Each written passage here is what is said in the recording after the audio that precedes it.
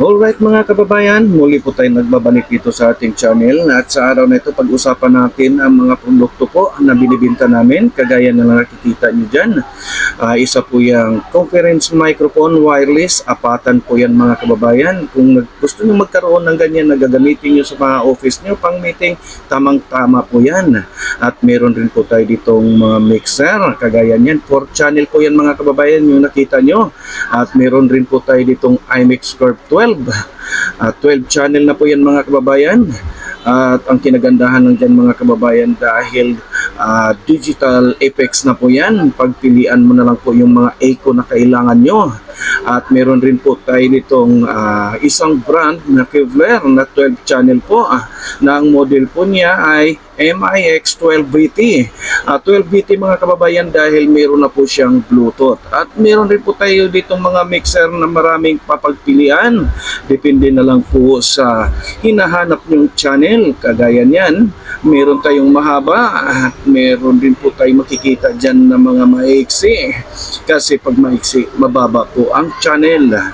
Kagaya niyan, meron din po tayo ditong EFX 8 at meron din po tayo ditong isang Stellar po yan mga kababayan, brand yan, FX 400 at meron rin po tayo ditong Curve 8 at meron din po tayong Crown po yan mga kababayan na ginagamit po sa mga nagbablog.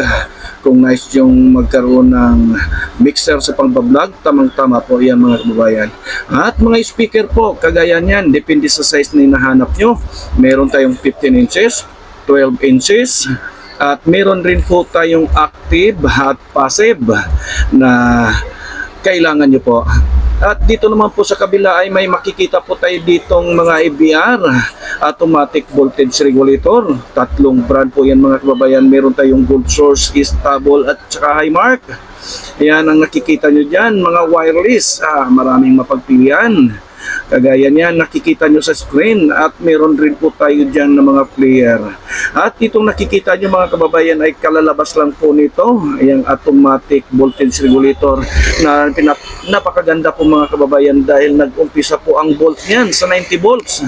90 volts to 250 volts. Kung bababa ang kuryente nyo, tamang-tama po yan gamit sa appliances nyo pa pang hindi magkaroon ng problema ng mga appliances. At dito po mga kababayan ay maraming klaseng microphone wireless po yan.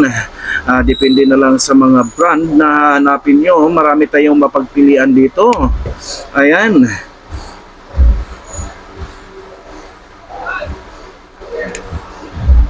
At yan naman sa taas mga kababayan ay yan po yung mga player.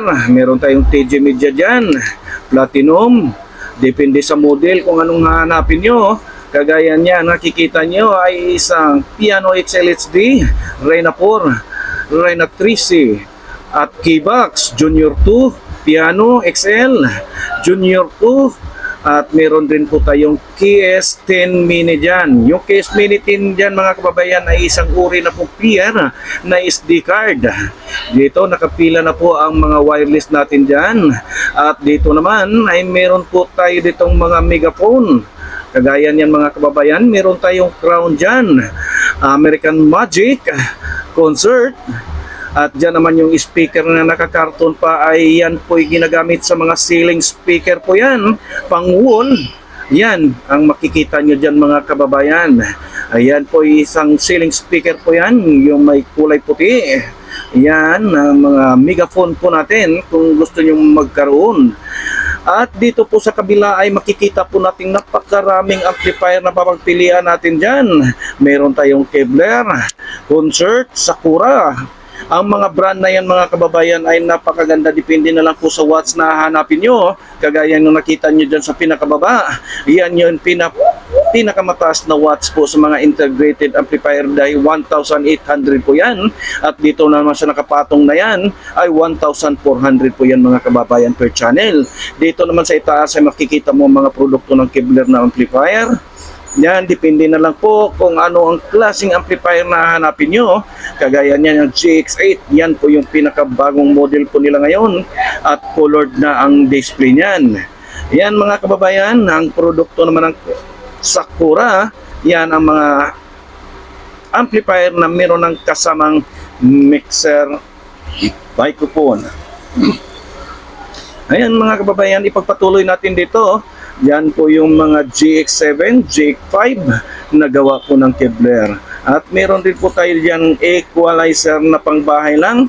At dito naman sa kabila ay ang ginagamit po yan sa mga trompa, mga public address amplifier. Meron tayong concert, Kevlar at saka crown. Ayan mga kababayan, nakikita mo dyan sa baba ay marami pong model dyan sa Sakura. Depende sa watts. Yang nakikita mo dyan ay 750 times 2. At ito, yan ang mga pagpilian nyo pong pang public address na amplifier. At kung nais nyo pumunta dito mga kababayan upang mamili po sa mga produkto po namin, ay Newport Garage Demo Vlog. At kung nais nyo pumunta dito mga kababayan, ay Google Map po na lang ang address po namin. 541 Evangelista Street, Quiapo, Manila. At ang pangalan po nga pala ng store po namin ay Newport Electronics Trading. Ayan mga kababayan, marami tayong mapagpilian dyan. Gaya na nakikita nyo dyan ay isang uri po ng amplifier. Amplifier po ng mga concert yan. At dito naman sa baba ay mayroon tayong mga speaker set na po dito. Kagaya niyan, concert po yan mga kababayan na may kasama pong speaker. At pag binili mo yan ay wala ka nang bibilhin dahil may kasama ng mga wire yan. At diretso na yan, gagamitin mo na lang. Kagaya niyan, meron po tayo dyan na crown naman. Yan ang makikita mo dyan. Depende sa size. Ang size po niyan ay meron tayong 10, 8, 6 ang size po ng mga speaker dyan mga kababayan. At dito naman ay isang uri naman ng Kevlar.